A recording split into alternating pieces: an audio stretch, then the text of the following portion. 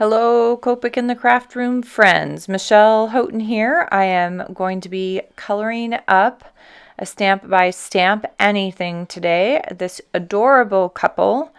It has a sentiment with it. It says, "Love you." I stamped it out on a separate piece of paper thinking I might use it. I didn't end up using it. I'm horrible with sentiments, and you guys know that.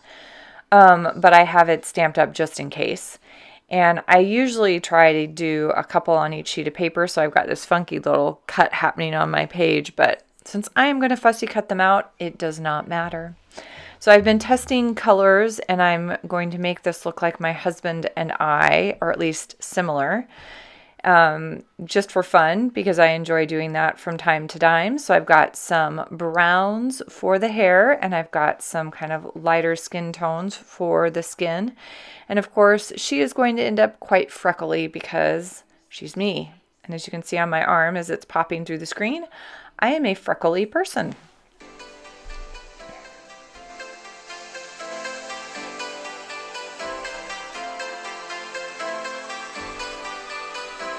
And so I am going to base the skin on the girl and the guy with E50, but I'm going to start with one figure. So girl is starting, she only has one eye that I have to avoid the whites on. That works well for me. E01 is going to get that a little more peachy or pink undertones, and I am shading that kind of front center light, kind of creating that round shape on the face. E53 is going to add deeper shadows and shape. So I'm coming down kind of one edge of the legs, thinking about that center lighting, and up above. I've got a little E93 coming in, or sorry, that was the E01 smoothing out, and then the E50 smoothing out again. The nose, I just added a small curve kind of at the center to do the underside of the nose. I'm not coming up along the side on this particular one. An E04 and E93 are going to give color to that tongue. And then I'm moving on to the young man. E50 is basing him as well. But I'm going to skip the E01. He's going to go right over to the E53 to get a little darker. Again, front lighting, so I've got kind of that round face shape.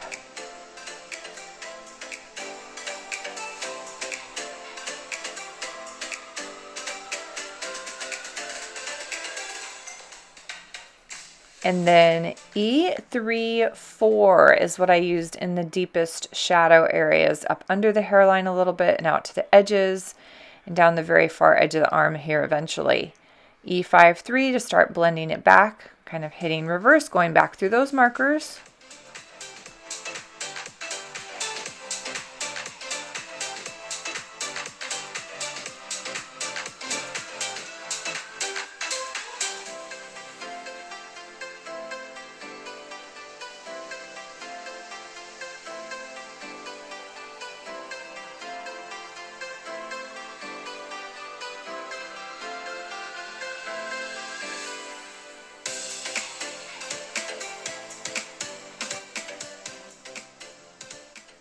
And here come the freckles. I use an E33 for this, and I use my brush nib with a really super light touch on that very edge.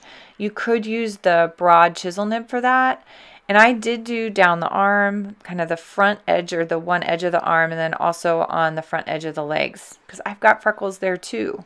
So test it out on a practice sheet first where you put those, and then do it on yours. YR31 and YR30 is basing the hair.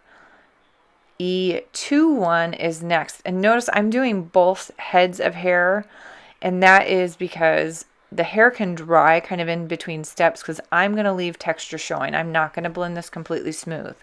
E23 is next, working from the center part out and then from the tips up.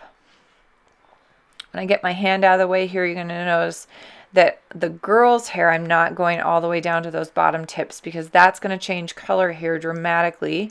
As some of you know who have seen me and see pictures of me, I have different colored hair on the bottom.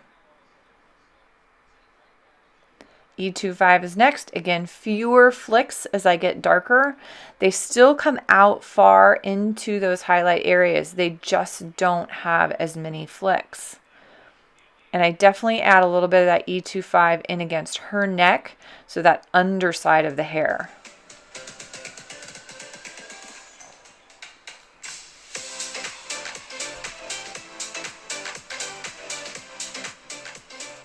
E29 in very small amounts is going to kind of hit right in toward the center. Again, we're adding dimension, creating shape, and that's really going to push that all the way. He gets a little more dark than she does.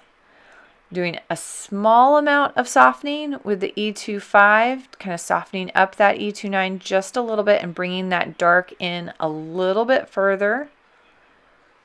And then the YR31, and that I start at the center of the highlight and push out. So a lot of that white disappears and it softens the edges of that color. I need a little bit more E21. The hair, I really go back and forth a lot. So now here comes the color. RV63 is getting added on top of that light YR30 at the bottom edge of the hair, and then RV56. Now this particular stamp has some waves in the hair, and so the curves that come back in toward the girl get darker. The pieces that push away from the girl stay lighter. RV69 is going to be the darkest of those shades, and then I'm going to play around a little bit more with earth tones and those RVs to kind of finish that off and get it looking exactly the way I want it to.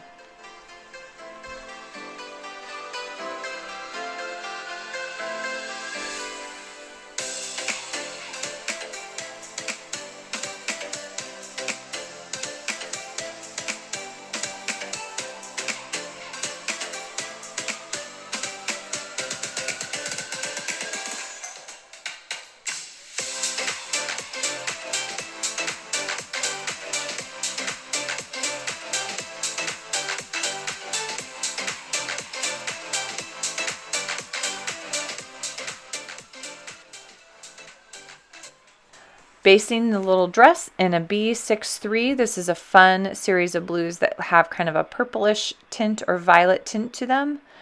B66 is coming in and adding that shape, showing her curves a little bit.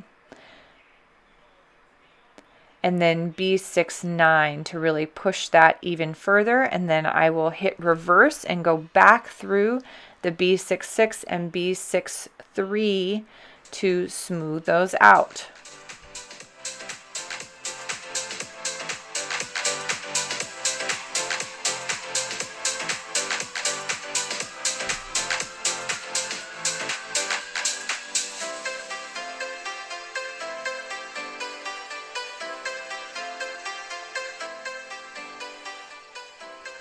His pants are going to be with the E7s, and I'm starting with an E71. The E7s have almost a mauve undertone when you have them against other things, but because I have it against that purple dress, it's just this really nice, cool earth tone. So I used an E74 and an E77, added some wrinkles in at the knees, and softened those by hitting reverse as well. And then his t-shirt is going to be a B95. I'll darken it up and add shading with a B97 and a B99. But notice I'm going to jump to the B99 and add in those deepest shadows first this time, and then come back with the B97 to soften that edge. Sometimes with those really dark colors that end in 9, it helps to kind of put those in and then come back with that mid-tone right away. So sometimes I do those out of order. And then I'm adding some cast shadows on legs, under hair, and I go back in with the darkest tone I used on the area. So like on his skin, I'm coming back with that darkest E34. Forgot her bow, so I'm hitting those with those B6s as well. And then these guys are just about done.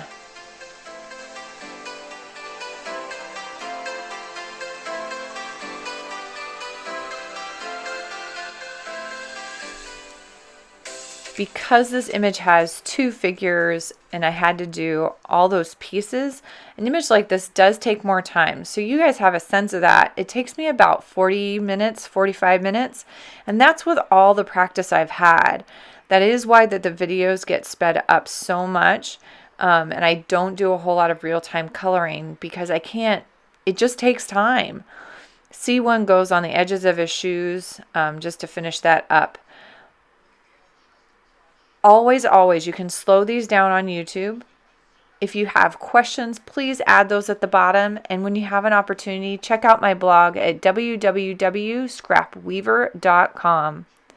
Thanks so much for joining me today. Have a happy, colorful day.